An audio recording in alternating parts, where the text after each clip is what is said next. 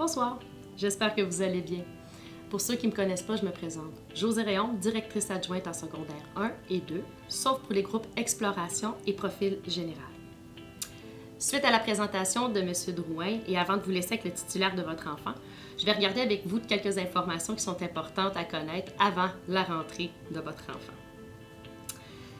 Pour ce qui est des absences et des retards, c'est important de communiquer avec le secrétariat de niveau le plus rapidement possible. Vous pouvez aussi motiver les absences de votre enfant via Mosaïque Portail Parents. En cas de maladie et blessure, vous devez vous assurer que nous avons un numéro d'urgence où on peut vous rejoindre en tout temps. Si jamais votre enfant est malade au courant de la journée, il est important de le diriger vers nous au secrétariat et c'est nous qui allons juger si vous devez venir le chercher à l'école. Le code de vie. Donc, l'uniforme est obligatoire à tous les jours à Soulanges. En aucun cas, on peut modifier l'uniforme scolaire. Les cellulaires sont interdits dans les locaux.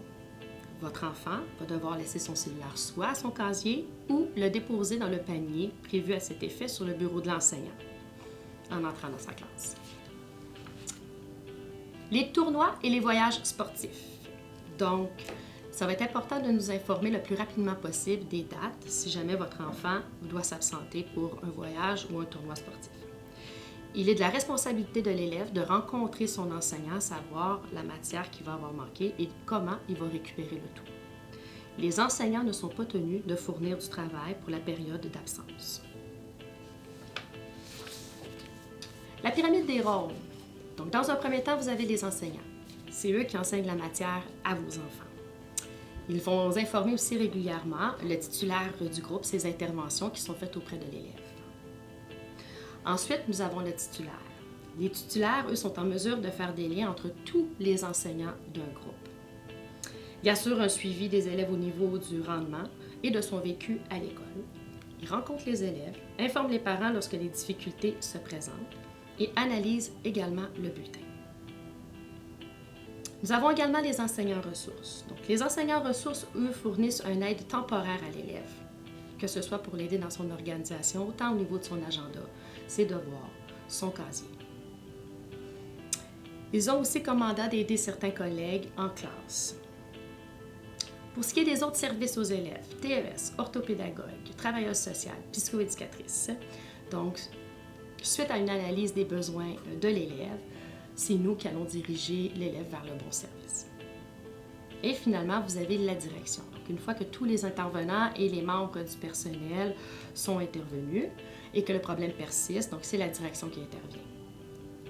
Je peux donc intervenir autant au niveau académique que comportemental.